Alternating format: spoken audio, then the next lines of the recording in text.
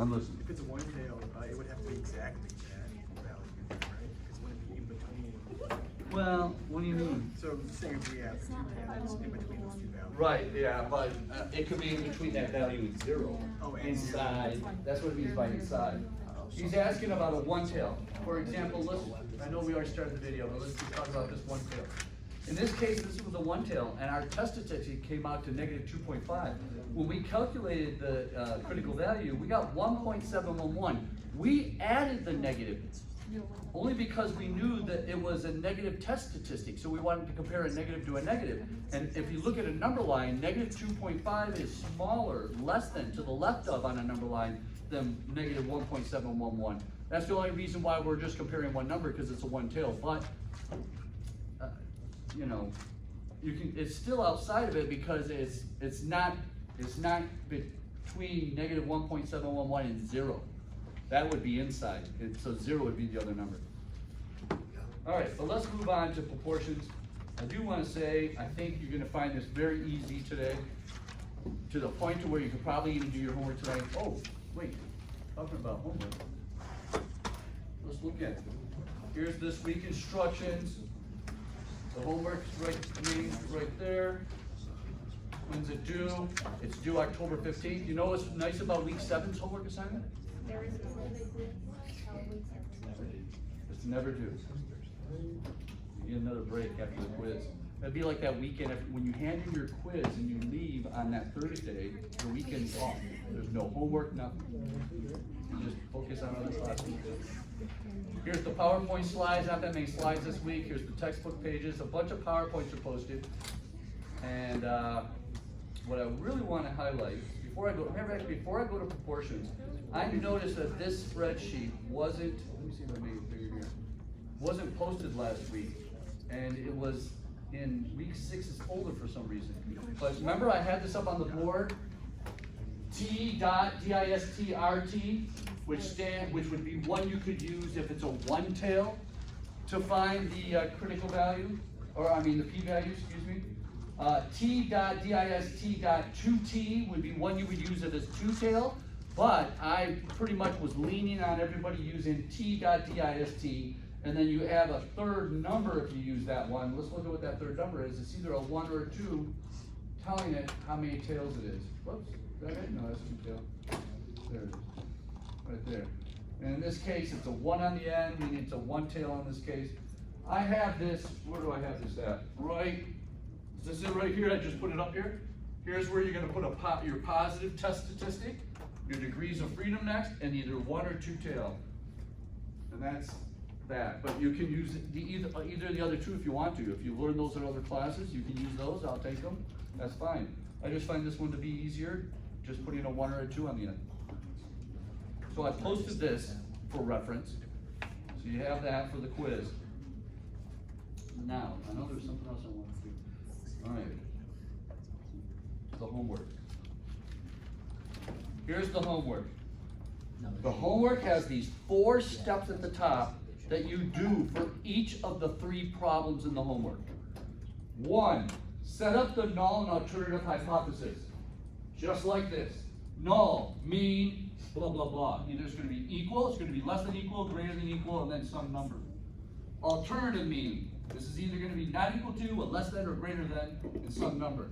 Don't forget, you have to have the equal in the null hypothesis. It can't be in the alternative. That's step 1. Step 2, show your detailed work to calculate the test statistic. Here is the formula to calculate the test statistic for proportions. And I have it all set up in words, because some of these books in the PowerPoints use different variables, and you can't, you have 3 different variables for these words, so I'm using words here. The sample proportion minus the hypothesized proportion is your numerator. And that has to be done before you divide. It's divided by, this whole thing is square rooted in the denominator. The hypothesized proportion times 1 minus the hypothesized proportion over the sample size.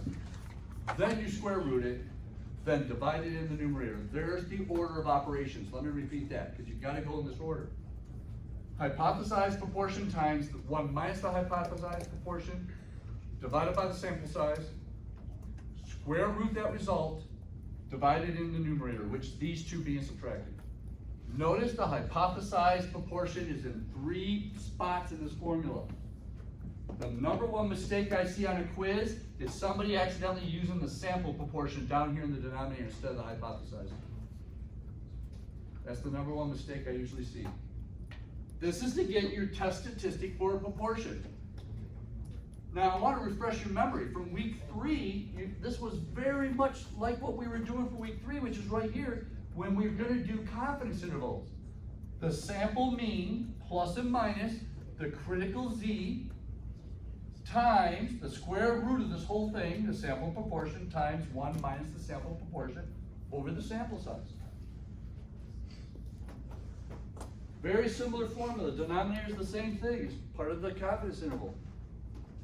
Now, I do have some reminders up here because we're back to using z, so here it is again. We've seen this already, but I wanted to remind you, to find that p-value, you're going to use either equals norm.dist or equals 1 minus norm.dist. If your calculated test statistic z is negative, you're using this top one without the 1 minus. If your calculated z is positive, you're using this bottom one with the 1 minus. Does this sound familiar? This is 2 weeks ago. Same formulas, same rules. I want to refresh your memory on, where's the other one? Right here. This is if you're being asked to do the p-value. Here's the formula on this one. Norm.s.inv, what goes in the parentheses? The significance. The confidence. 1 tail, just the confidence. 2 tail, confidence plus half significance. All right, so here's the 4 things you're going to do. 1, set up the null and alternative hypothesis. 2, show your detailed work to calculate the test statistic. That's that formula. 3, write the Excel function equation and the result to find the p-value. P-value, p-value, p-value. There we go. This is the equations you're using right here on your homework. You gotta get that test statistic, and then it's input the test statistic, comma 0, comma 1, comma 1, comma 0, comma 1, comma 1. Is this p-value? No, isn't that, yeah, p-value. Hang on a minute. No, this is confidence interval. Is that him backwards? Did I say it backwards accidentally? Did I? Sorry, I meant to say confidence interval here. Confidence interval here. P-value here. P-value here. I should write them on there. So we're all on the same page. Here we go.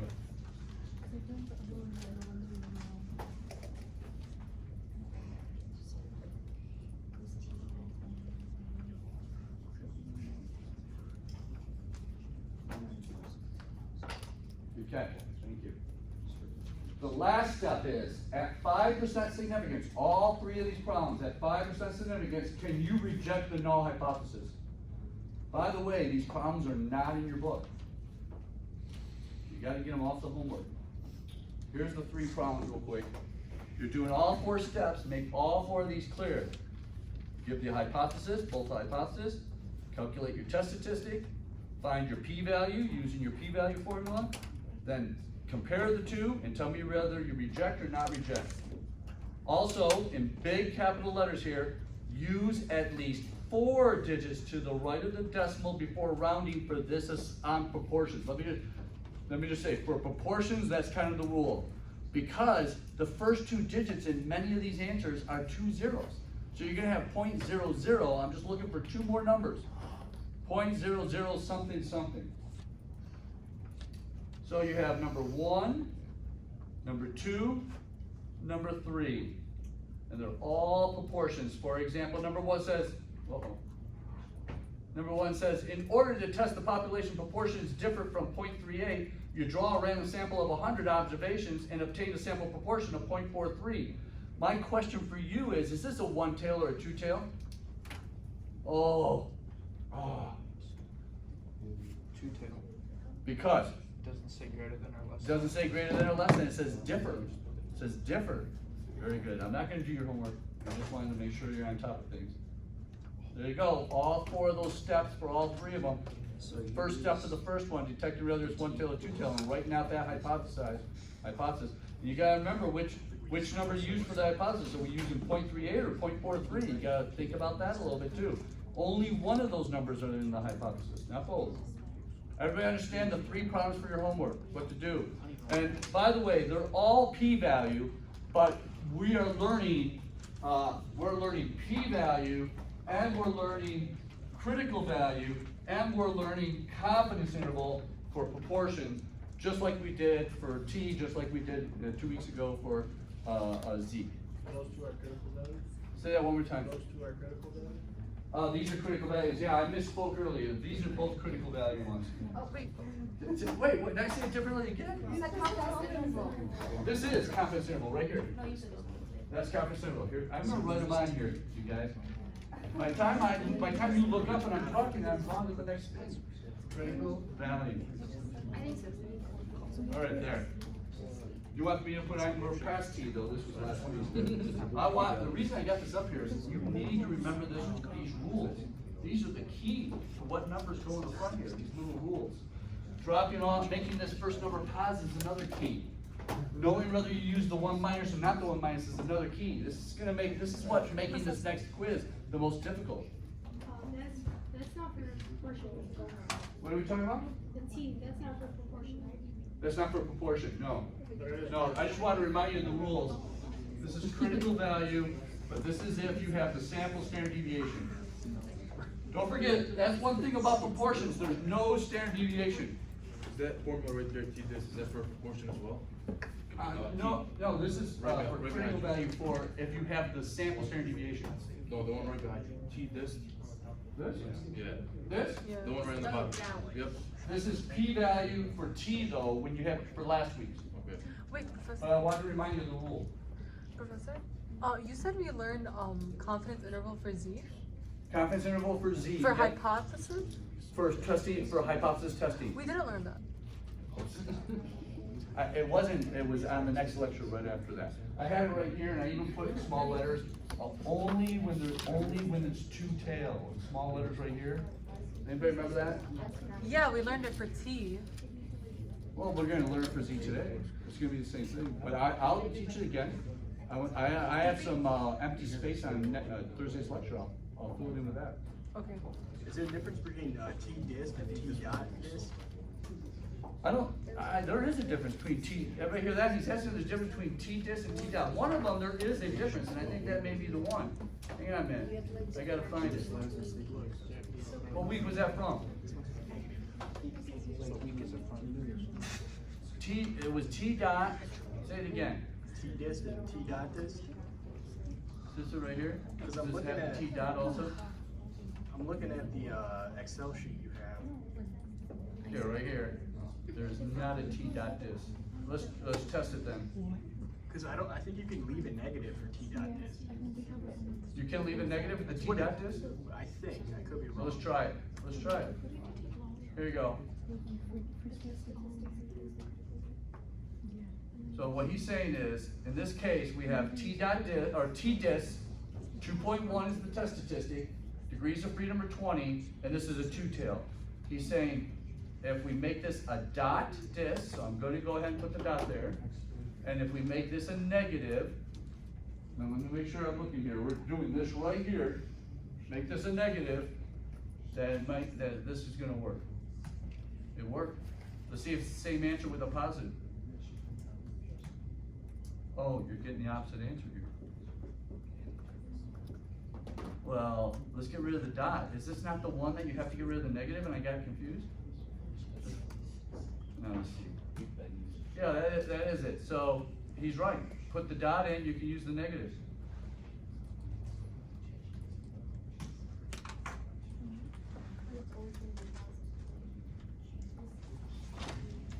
No, this isn't always positive. Oh, sometimes we calculate, and T last week, we had a negative T. Yeah, that's why I said using T dot dis, you could always make that positive. He's saying if you put a dot right there, you can also, it will solve it using negative. Thank you. Is the Z test statistic? And what was the original? Is there a Z test?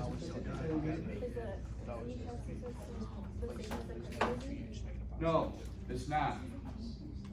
This test statistic is not the critical Z. The critical Z is right here. That's the critical Z.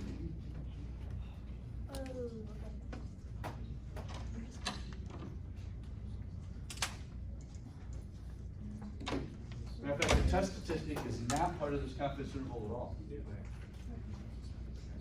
It's only used for the other two. You ready for proportions? Let's get going. Here's your formula, just like I have described up here. Look at the symbols you're using. That P in the numerator, I'm right there, right there. That P in the numerator is sample proportion, just like I have right here. That symbol to the right of it, right there, looks like pi. Hypothesized proportion. Hypothesized proportion times 1 minus the hypothesized proportion. Now, here's something that you have to, I mentioned it in 301 briefly if you had me, but this is a rule that you have to be aware of for proportions. In order for this whole thing to work, that has to be checked, which is right here. The sample size times the hypothesized proportion must be greater than or equal to 5, and at the same time, the sample size times 1 minus the hypothesized proportion must be greater than or equal to 5. Everybody hear that? We're going to test that theory with our first example. Before we go anywhere, we're going to see, does it meet both of those rules right there?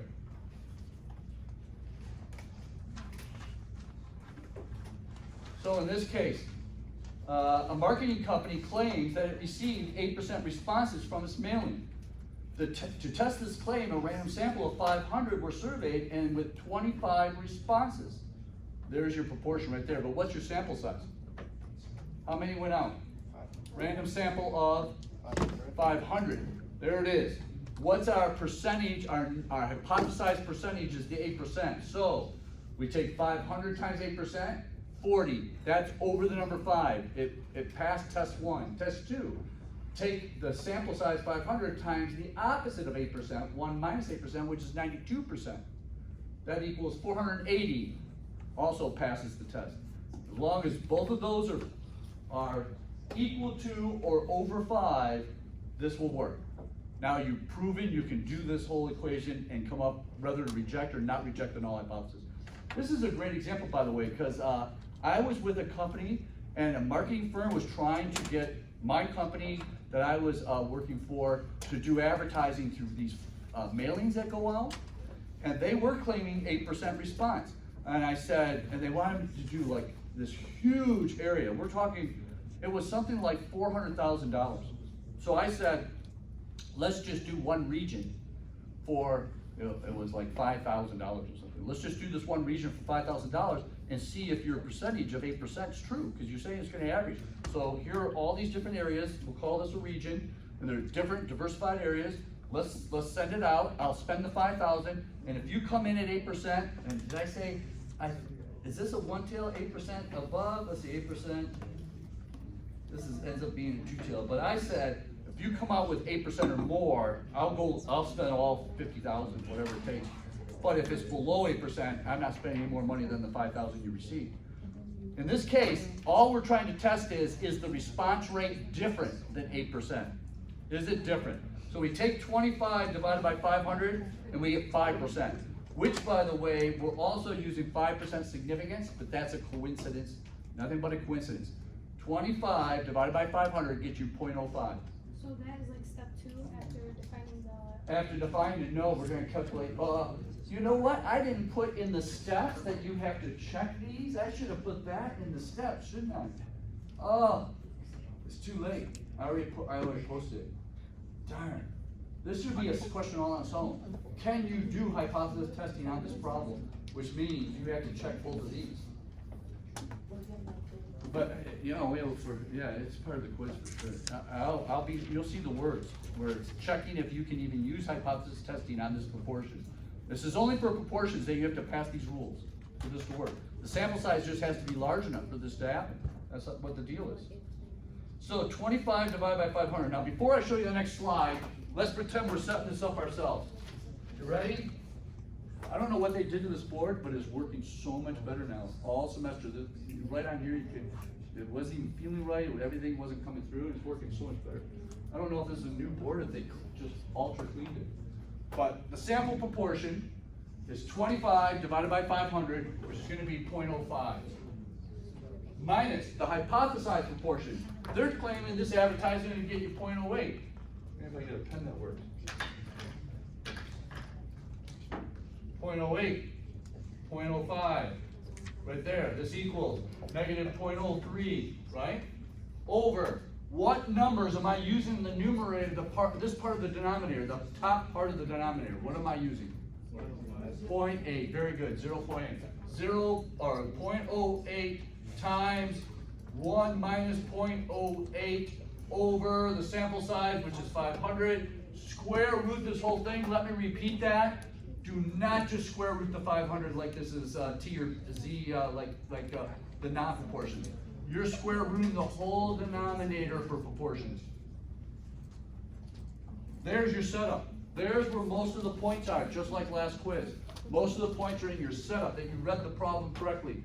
You're gonna get your calculated z, this 0.03 over this, get your calculated z. I think this shows both critical value and p-value, but your homework is all about p-value. So let's see what this critical z is. There it is, 0.05 minus 0.08 divided by 0.08 times 1 minus 0.08 divided by 500. Negative 2.47. Now, if we're doing our homework, our next step is right here, p-value. Isn't that what it says, p-value? Yeah? So we do this. Help me fill this out now that you see it right there. Which one am I using, the top one or the bottom one? Top. The top one equals NORM dot DIST parentheses negative 2.47 comma 0 comma 1 comma 1 parentheses. There's just like the homework. Now once I get a solution there, what am I comparing it to? Let me go back to the problem. What am I going to compare that to once I get that answer? Let me hear you. The significance, which is how much? 0.08. No, 0.08 is our null hypothesized. What is it? 0.05. 0.05. Whatever we get here, we're going to compare to 0.05. If this is less than 0.05, we're rejecting the null hypothesis. If this is more than 0.05, we're not rejecting. We can't reject the null hypothesis. Let's take a look and see what it is. Here it is right here. It's if you look down, if we had a z chart, we would see it's at 0.0068, but it's two-tail. Instead, we use this. We use this. We got 0.0136. Is that less than or greater than 0.05? Less than. Which means we can reject or not reject. Reject it is, because our p-value is less than 0.05. So we reject. This is exactly how you do the homework. Let's talk about critical value though, because on the quiz, you're either going to solve these using p-value or critical value or confidence interval. But I'm only going to ask you to solve it using confidence interval if it happens to be a two-tail, because that's the only time we use confidence interval. Let's go back and look at critical value. You ready? Critical, we again calculated negative 2.47, getting our test statistic z right there. We then, where's our critical? 5%. We put 5, how are we gonna get this critical value? We're using this one right here. Help me out here. Equals norm, this is if it's critical value, norm dot s dot inv. What goes in that parentheses? Is this a one-tail or two-tail? Two-tail. So what goes in here? This is, don't think about it. Say it again. Say confidence plus half significance, which is how much? 0.97. Say it again, I heard it. 0.975. There it is, 0.975. Because it's 5% significance, that's 95% confidence. Half of 5% is 2.5. You add the 2.5 to the 95, 97.5 because it's two-tailed. I'm telling you, for this quiz, you gotta have these little rules. That's why I'm putting them on the board right now. I don't know if you wanna take a picture of this board or the board from before and have those opened up, those pictures opened up while you're taking the quiz, because This is how you remember what numbers goes in those parentheses, based on these little rules. So now we got, I forgot, what's our critical value? We got a critical value of 1.96. Our calculated test statistic is negative 2.47, which is less than or outside the negative 1.96. Or it's definitely not between the positive and negative 1.96, it's outside. Since it's outside, we must reject the null hypothesis that, hey, you claimed we're gonna get at least an 8% response, or around an 8% response. Not only did we get less than an 8% response, but it was significantly less at 5% significance, and therefore, we're not gonna use this advertising, and we're not spending the other $45,000 that we were asking for. Go ahead. Where did the 1.96 come from? You ready? I took equals norm S dot INV, and in the parentheses, I put the confidence plus half the significance, because I realized it was two-tailed. That's where that came from. The critical Z is 1.96, and then we compared our test statistic to it. Since this is two-tailed, we're doing confidence interval with this. I wasn't ready, I didn't even think about it, but we're gonna do it. You're gonna help me through it. Help me set this up. I put it right here. What's the sample mean? What was our proportion of those who did respond to that advertising? Out of 500, it was how many? 25 out of 500, which ends up being 0.05 plus and minus critical Z. We calculated it right here, and we got 1.960. 1.960 times, here we go, our sample proportion, 0.05 times 1 minus 0.05 over sample size of 500, square root this whole thing.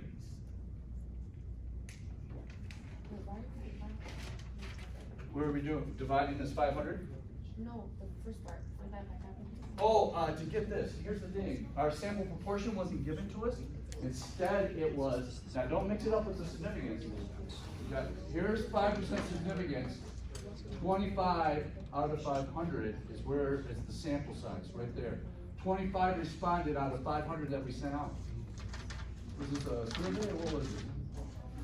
Company received 8% response from this mailing, but only 25, it was only a 5% response. Will it usually be given to them? It will be given like this, or it will be given as a percentage. Either way. You saw this in week 3, it was given like this. It was, or a percentage, it was probably both ways on week 3. All right, now here's the deal. If we calculated this all out to get our interval, we would then test if our hypothesized percentage is inside that interval. Our hypothesized percentage was 8%. They said that we're gonna get 8% response. It will not fit in here. And that's why we can reject the null hypothesis. We got far less than 8% response. We're not gonna spend the other $45,000 with you and do this advertising. We only got 25 out of 500. We get it? Let's do another one. I wanna make sure you recognize these. I opened one from the book. Is this it? Here we go. Let me see if I can make this bigger. Okay, I'm at the bottom because I don't want you to see the answer, and I'll scroll up a little. Okay, I want to see the answer. A popular weekly magazine asserts that fewer than 40% of households in the United States have changed their lifestyles because of their environmental concerns. Speaking of environmental concerns, how about that hurricane that's about to hit Florida? This is big. Do you guys realize how big this is? I mean, you guys are too young to remember New Orleans, aren't you? That was the last time a category 4 or 5 hit was New Orleans, and the flooding was devastating, devastating. I owned some rentals up in Michigan, and I had people, they were relocating so many thousands of people from New Orleans because of the flooding, that I had people asking about my rentals up here in Michigan because they were getting federal FEMA money to leave New Orleans because their place was ruined from the flooding. So this is how big this one is that's about to hit Florida. Unless it gets downgraded before it hits tomorrow night, this is going to be huge. The flooding is going to be like I don't know if Florida's been hit with a category 4 in years. I don't remember, but this could be bad. Did anybody see on the news last night the traffic of leaving Florida? The temple? Yeah. Yeah, the traffic was bumper to bumper of people leaving, trying to get out of there and get out of the way. Man, think about what would you grab? You guys got a whole day to think about it, but think about all the things you gotta fit in one car, plus your family, to get the heck out of there. Or 2 cars. Depends. Anyway, that's what's going on right now. If you have relatives down there, give them a call. Send them some money or something. A popular weekly magazine asserts that fewer than 40% households in the United States have changed their lifestyle because of environmental concerns.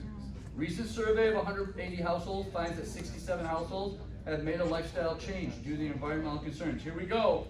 One tail or two tail. The answers in that first sentence, one tail or two tail. Okay, now let's think about this. The researcher, the magazine is asserting fewer than 40%. This is what they're trying to claim.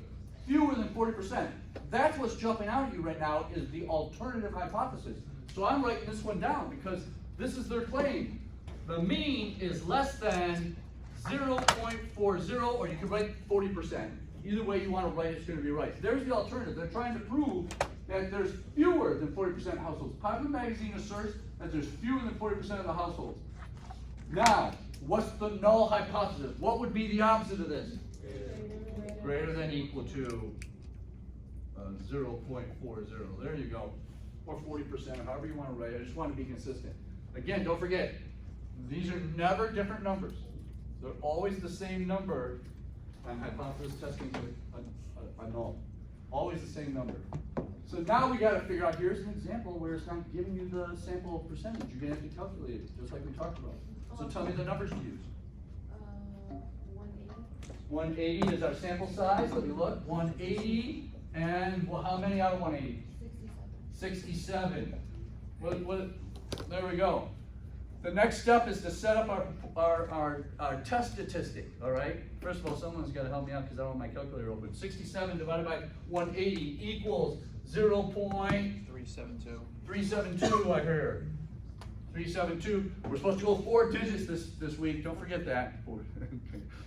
Here we go. Now let's set this up. Look at the formula.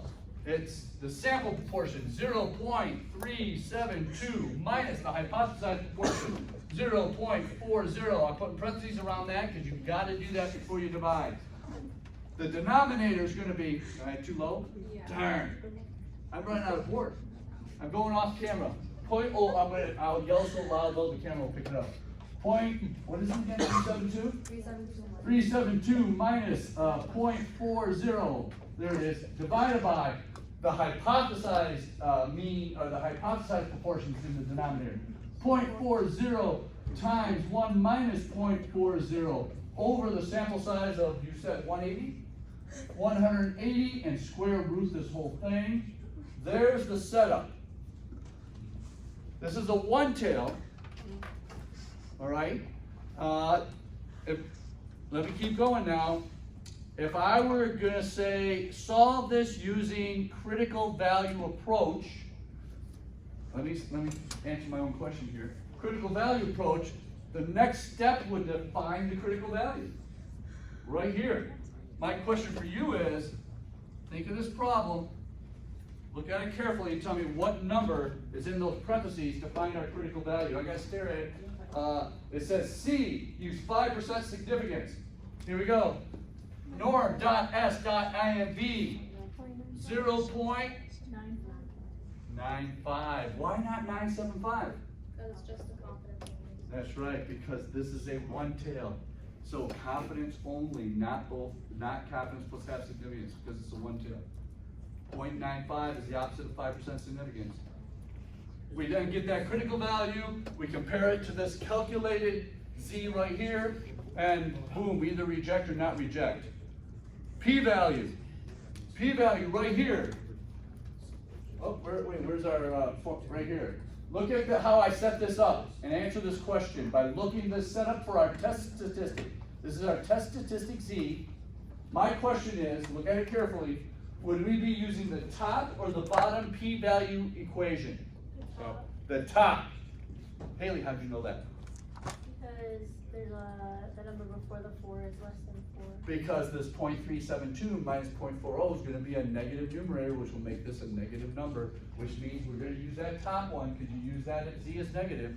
We would then find that p-value by using that top one. We'd compare it to, it says 5% significance, and if this p-value is less than 5%, we reject. If this p-value is more than 5%, we can't reject. Confidence interval. Here we go, we're gonna set this up using confidence interval. What's gonna be the mean I start with? 0.40 or 0.372? Can't hear you. 0.40. Wrong, but I appreciate you jumping in. I do.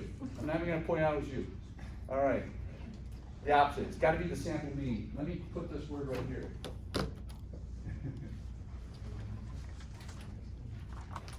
Ready? See, if you put that, I would've got it. No, I know, I can tell. Plus or minus the critical z, which we'll get right there. Here's our critical z, boom, which was whatever that equals. Then we're gonna use the sample proportion this time. Look, we're not using it, we're not doing it like we did with our test statistic, we're using the sample information this time. 0.372 times 1 minus 0.372 over, the sample size is 180, and this is the critical z times the square root of this whole thing. So But what I want to point out is the sample proportion is used in this. Here is the hypothesized proportion. It's the exact same formula, but it's using the different proportions because this one is for confidence interval, this one's for the test statistic. Give me mine. The top one's for the test statistic, but would it be the p-value? This one would be for p-value. Is that what you asked me? Is that what you said or no? Yeah, the one to the right, the 0.372 minus 0.41. Right here? No, to the right, to the right. To the right. That whole Here, figure. this is your test statistic, equals, test stat z, that you're gonna use to find your critical, no, not to find your critical, that you're gonna use to find your p-value. Yes, that's gonna be the number. And it's the one she said is gonna end up being negative because of this. So the top. And that's why we're using the top one. That's right. Ready for another one? One last one? How are we doing on time? One last one. 1 sec, let's digest. What'd you say? Let's digest, 1 second. Okay, all right. The whole point of this is that we're gonna be able to set this up to do critical value approach, p-value approach, and if it's a two-tail, confidence interval approach. What's the critical z?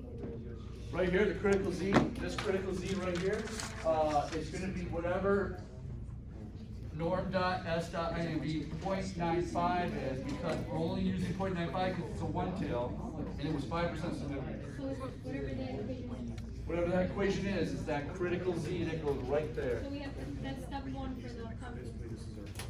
That is step one for the confidence interval. That's step 1 or 2, one of the two, yeah. Yeah. Wait, Professor, so the green, like the norm SI, is that after we find the answer for the confidence interval? No, you gotta use this to be able to do the confidence interval. The only way to get that critical z right there is if you do that. So that's why it's step Oh. one, step 1. Okay, we got one more. So let me erase. We're gonna set it up. We're gonna set it up to do confidence interval. We're setting it up to do critical value. We're setting it up. The whole thing. You wanna set it up yourself before I do to see if you get it right? All right, let's try it. I'm gonna read it out loud and give you just a couple minutes just to set things up. Go after just one part of it, at least the test statistic or the critical value, something, you could just do one step up. Or at least write the null or alternative hypothesis. Oh, by the way, shoot, had we done the work on that, we would've got negative 0.76. Which means there's no way we would've rejected that. That's a small test statistic, huh? You know, this is all from page 331 and 332 in your book. Page 331 and 332, these examples. You guys ready? Sorry, one more question. What would it do that for This right here? all the approaches? Yeah. We should, but I didn't put it on the homework. You wanna do it for this one? Do it for this one. Ready? Driven by growing public support, the legalization of marijuana in America has been moving at a breakneck speed. Thank you guys, your favorite subject. Today, 57% of adults say the use of marijuana should be made legal. A health practitioner in Ohio collects data from 200 adults, there's your sample size, finds 102 of them favor the legalization.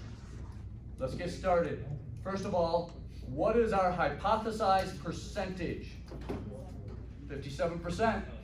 57%. Now, we gotta figure out if this is one tail or two tail. Let me see. Driven by the public support that has been at breakneck speed, today's 57% of adults say they use marijuana should be made legal. The use of it should be made legal. Practitioner collects data. The health practitioner believes that the proportion of adults who favor marijuana legalization in Ohio is not represented by the national proportion. It's not saying that it's less than, it's not saying it's greater than, it's saying it's not represented by the national proportion, which leads me to believe this is a two-tail. Are you ready? 57%. So we're gonna go ahead and put, what's gonna be the top null hypothesis? What's the thing? Equals, and then what was the percentage? 0.57 or 57%, so this would be not equals 0.57. There's step one of the homework. Let's do this, even though it's not part of the homework, we gotta get used to this, all right? The hypothesized is 0.57, 57%. The sample size is how many? Let me get my calculator out. Is it 200? That's a large sample, this is gonna be easy. So here we go, 200 times 0.57. Is this greater than 5? Yes, there's test one. Now what's the opposite of 57%? 200 times 1 minus 57%, which would be help me out. 43%, 86. More than 5? It passes both tests. We can do this hypothesis testing now because we went ahead and tested that theory. I should have made that part of the homework, I didn't, but we just went over it several times, so you know it could be part of the quiz, right? Now, what about our sample proportion? What am I dividing? What divided by what? 102 divided by 200. There it is. 102 divided by how many? 200. Someone get that? That's going to equal 0.51? 0.51? 0.52? 0.51? We'll go, now, if we were doing all the long math, we need to go 4 digits, obviously, when we get here. Let's set this up now. We now know our sample proportion, we know the hypothesized proportion, so we're setting this up.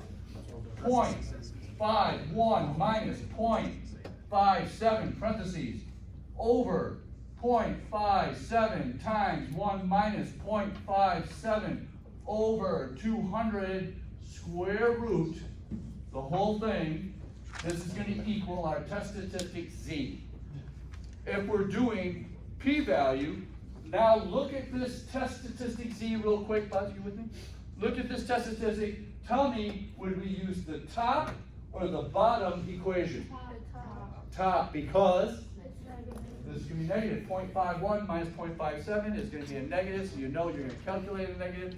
And that's why we got to use the top one to get our p-value. Once we get the p-value, we're checking to see, and we're going to compare p-value compared to what? Significance is what? Right there. 0.10 or 5? Is it really 10? Ooh, this makes it easy. What if it doesn't give me 4 digits? Yeah, then just put 0, 0. Zero, Just zero. put zeros then to make it 4. Okay. But if you don't, if you forget, it's not gonna be a big deal. Not in the homework for sure. Where'd you get 102? Can't hear Where'd you. you get 102 from? 102 divided by 200? The story said that there's 102 people out of 500 right here. Says, data from 200 adults to find 102 of them favor the legalization. So that's where we got the 102 out of 200. Don't get me wrong. Once in a while, these problems will literally give you the sample proportion, but most of them is where it's giving you how many out of how many that you need to calculate the sample proportion. And the reason it does this, it's gotta give you that sample size, so you can do the sample size on all these equations. Now, we figured out getting this test statistic to plug into this formula to get p-value to compare to 10% significance to decide whether to reject or not reject. But let's talk about critical value. We calculated this z right here, we can compare it to the critical value, but I need to know the formula for the critical value, so this is gonna equal norm dot s dot inv. Be careful now, look at the significance. Is this a one-tail or two-tail? What would be the number in the parentheses? 0.95. 0.95, he says. Any others? You all go with 0.95? Significance is 10%, so the confidence would be 0.90, but he says it's two-tail, so he's adding half of 10%, which would be 5.95. Is that true? Is this two-tail? 0.95 it is then. We get the critical value, we compare it to our calculated z, we decide if it's inside or outside. You just got done telling me this is two-tail, so that means we can do a confidence interval. I want to make sure we can set it up. This is the part, I just told you how tricky it was a minute ago, so help me through this. I know, Fozzie, you on me? You good at this? Yeah. Are you ready? What's the number? Oh, he hesitated. I set you up. I literally had, here's the. 151. Okay, here we go. 0.51 plus and minus. I'll just put critical z, right? Times, hit me. Today. 157. No! 0.51, this is where everybody blows it. Because usually we would use the hypothesized proportion. Right here, right here, right here, right here. But because this is the confidence interval, we're seeing if the hypothesized proportion fits. So we're not using it at all. Here you gotta use the 0.51 times 1 minus 0.51 over the sample size, which is, I forgot already, 200? 200 square root the whole thing. That is our confidence interval. Then we check to see if 0.57 fits. What? Add what? Over where? This one right here? Sample proportion. Sample, it's not a mean. It's not, I'm calling this mean. I'm sorry. Change the word here. It's not mean, it's proportion. My bad. Thank you. Yeah, you put a mistake. Yeah. Proportion there, not mean, proportion. Change that word to proportion. Let me say it again. This word should have been sample proportion, not sample mean. Oh, so. Yep, sample proportion, my bad. Give me credit. Let's just do this class all over again. By the way, guess what, I got an email this morning that said, we're changing your schedule for winter. Instead of 2 301s, we're giving you 2 302s. So if you know anybody that needs 302, maybe they might take this class. I thought this was your last semester. No, one more semester. Yeah, I thought you were I got one more semester. So it's gonna be 2 302s to end my career. That'll be it, it'll be over with. Okay, can you imagine being the last semester? You think this is easy? Am I recording this? All right, I think that's all we got. You guys can do your, what did I miss? All right, hey, we're gonna do this real quick again because we know it's gonna be on the quiz.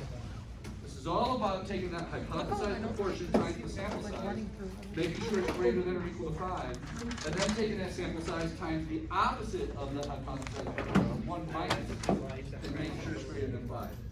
And so in this case, the hypothesized proportion was 57%, and it was 200.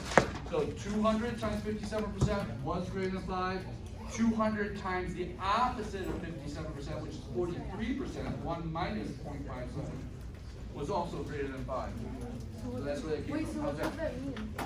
That means this will work, that we can do this hypothesis testing. If that had not worked, our sample size isn't big enough, that this is not, none of this makes sense. None of this is accurate. Yeah, that's the first step. In reality, proportion, that's the first step to make sure everything you do works. All right, don't forget the test on Thursday. Do you like that? Nobody was